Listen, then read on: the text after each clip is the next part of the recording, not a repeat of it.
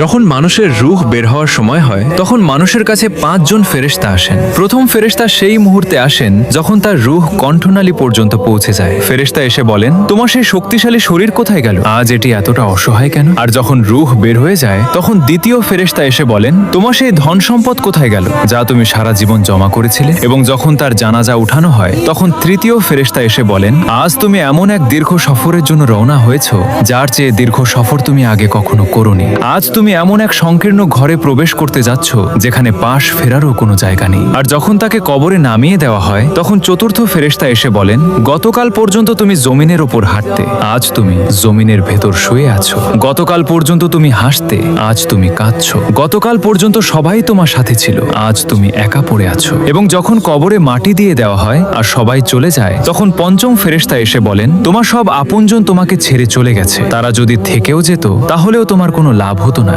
আজ হয় তুমি জান্নাতের সুসংবাদ পাবে, না হয় জাহান্নামের বেদনাদায়ক আযাবের মুখোমুখি হবে। আল্লাহ পাক আমাদের সবাইকে ঈমানের সাথে মৃত্যু দান করুন, আমিন। কমেন্টে আমিন লিখুন।